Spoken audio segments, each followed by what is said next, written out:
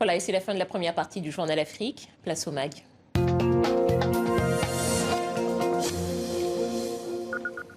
Voilà, c'est maintenant l'heure de notre page des sports. Bonsoir Alice Laure. Bonsoir. Alors ce soir, nous recevons une très très grosse pointure de la NBA, l'international français, le Guadeloupéen Rudy Gobert.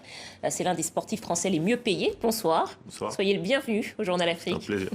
Alors un Rudy Gobert impressionnant qu'on a vu arriver avec ses 2,16 m.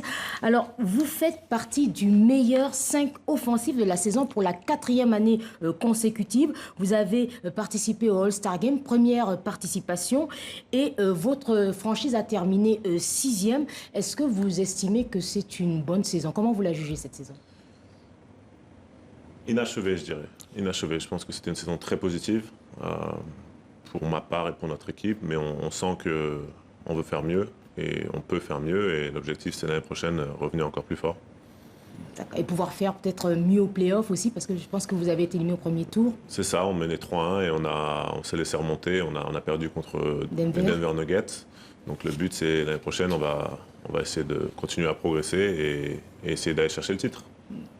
Inachevé aussi peut-être parce que vous avez eu quelques petites difficultés, un petit bémol là cette année avec votre contamination au Covid ou à la Covid-19.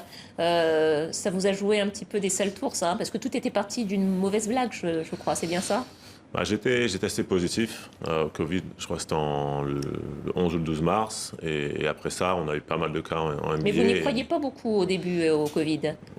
J'y croyais. Parce que vous aviez touché pas mal de micros avant en pensant que vous ne l'attraperiez pas, et puis finalement vous avez été testé positif. Je pensais pas que je l'attraperais pas, mais c'est vrai que à ce moment-là, c'était assez tôt. Je pense qu'on était encore en train de jouer, on avait encore des interviews, on voyageait encore, donc c'était tôt. Et le point positif, c'est qu'après ça, la NBA a décidé d'arrêter la saison, et qu'on a pu éviter qu'il y ait beaucoup de gens, des milliers, des centaines de milliers de gens qui soient dans les arènes serrés les uns contre les autres. Alors en 2018 et 2019, vous avez obtenu, Rudy, le titre de meilleur défenseur de la NBA. C'est quoi votre objectif pour la saison prochaine? C'est gagner le titre. Et sur un plan personnel? Sur un plan personnel, gagner le titre, pour moi, ça aurait beaucoup de valeur. Après, c'est vrai que pour ma part, c'est vraiment continuer de progresser, continuer d'évoluer, que ce soit sur et bien sûr en dehors du terrain. Le titre MVP peut-être? Ce serait super. Alors, et en équipe de France, est-ce que vous comptez pour une nouvelle participation au JO? Comment ça va se passer? Bien sûr. Après, c'est vrai qu'il y a encore beaucoup d'incertitudes sur déjà la saison NBA. On ne sait pas quand ça va commencer. Les Jeux Olympiques, on ne sait pas encore, on n'est pas sûr encore qu'ils vont avoir lieu. Donc j'espère qu'on en saura plus très rapidement, mais en tout cas on est qualifié et on compte bien aller chercher une médaille. Rudy Gobert, il y a pas mal maintenant de joueurs africains qui évoluent en NBA. On pense bien sûr à Serge Ibaka, à Dikembe Mutombo, à Olajuwon, il y en a quand même pas mal. Vous évoluez dans cette ligue depuis 2013, c'est bien ça. À votre avis, c'est quoi l'apport particulier en fait de ces joueurs? On a l'impression qu'il y en a de plus en plus, comme si finalement maintenant on recherchait les joueurs africains en NBA. Il y a énormément de talent en Afrique. Ça, je pense qu'on le sait, et pas que dans le basket, dans tous les sports en général. C'est vrai que ce qui est intéressant maintenant, c'est qu'on a de plus en plus de jeunes Africains qui sont capables de recevoir une formation adéquate pour pouvoir mettre en œuvre leur potentiel et leur talent. Et comme on le voit avec Joël ou même Pascal Siakam, il y a énormément de joueurs il y a de plus en plus de joueurs africains qui brillent au plus haut niveau, et je pense que c'est super. Alors justement, la NBA Africa va créer la BAL, peut-être d'ici la fin de l'année, la Basket African League. Alors il y a certains qui applaudissent, et puis il y a d'autres qui voient ça d'un mauvais œil en disant on va peut-être aller piquer des talents en Afrique. Et qu'est-ce que vous pensez, vous, de cette initiative? Je pense que c'est plus positif que négatif, parce que c'est vrai que malheureusement aujourd'hui il y a encore beaucoup de talents qui n'ont pas la chance de s'exprimer et d'être repérés en Afrique. Je pense qu'il y a beaucoup de jeunes africains qui veulent se faire repérer et avoir la chance de percer au haut niveau, et je pense que cette ligue va pouvoir mettre en avant plus de talents. Donc je vois ça plus que d'un œil positif. Vous connaissez un petit peu le continent africain, Rudy? Bien sûr. Vous y êtes déjà allé plusieurs fois? Je suis allé au Sénégal. Vous êtes allé au Sénégal? Ouais, je suis au Sénégal. D'accord. Alors, vous avez créé une fondation, Rudy's Kids. Lise-Laure m'a bien informé que ça s'appelait Rudy's Kids, fondation que je ne connaissais pas encore.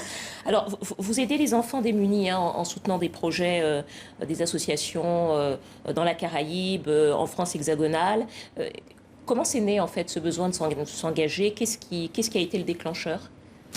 Écoutez, j'ai toujours aidé et voulu aider les gens dans le besoin. Et pour moi, les enfants, c'est devenu une priorité parce que bien sûr, il y a beaucoup de gens dans le besoin, mais les enfants, c'est aussi le futur.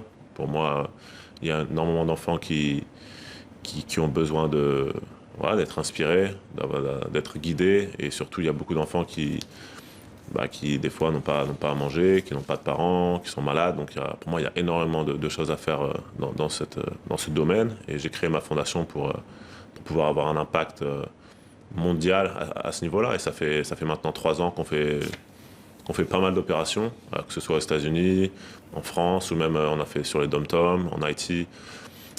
Alors justement, peut-être pour ceux qui nous écoutent, qui ne connaissent pas bien l'objet de la fondation, quel type d'action est-ce que vous menez pour les enfants? C'est toujours autour de l'enfance, mais par exemple, pour citer un exemple, on a fait pas mal d'opérations avec le Secours populaire, par exemple pour Noël, où ça s'appelle les Pères Noël Verts, où on a permis à beaucoup d'enfants en métropole et aussi sur les Caraïbes, et on a fait aussi en Haïti, de recevoir des cadeaux de Noël.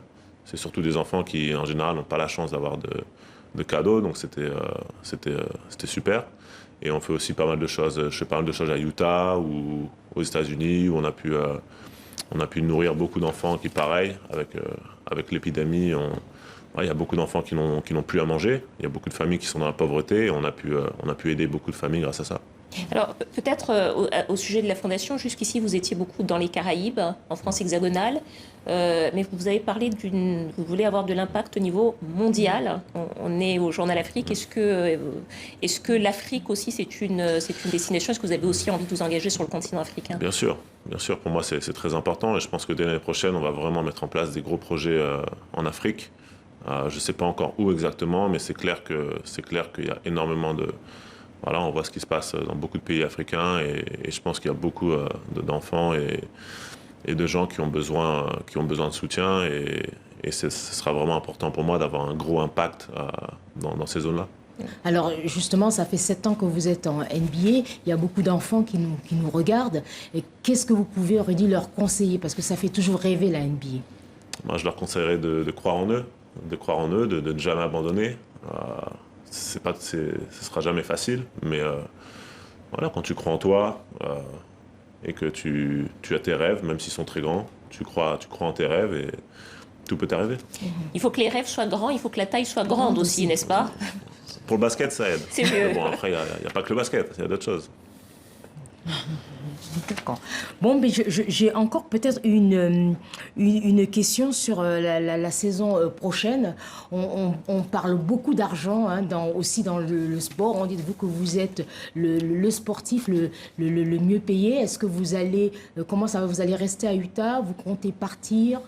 Comment ça... Pour moi, j'aurais énormément de fierté à gagner un titre avec Utah.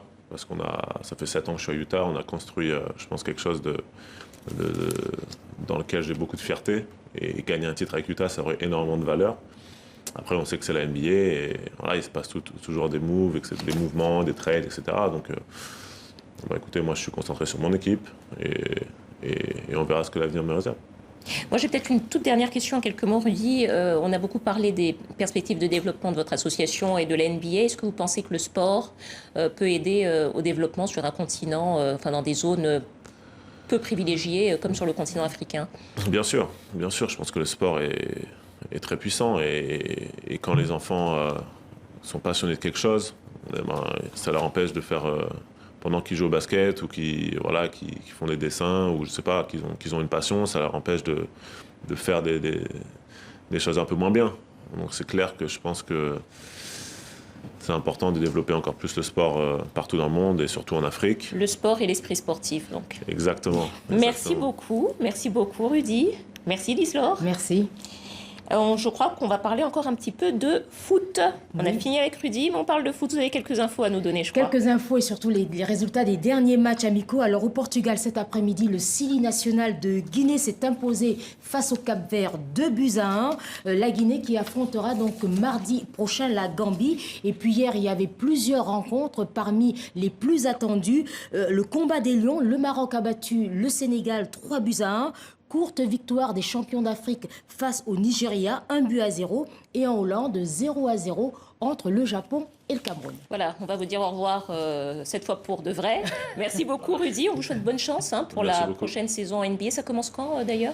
On ne sait pas encore. On n'a pas les dates. C'est pas encore fini. Cette saison n'est pas encore finie. Donc on va suivre et on demandera à Lise Laure. Merci à vous Lise Laure, à la semaine prochaine.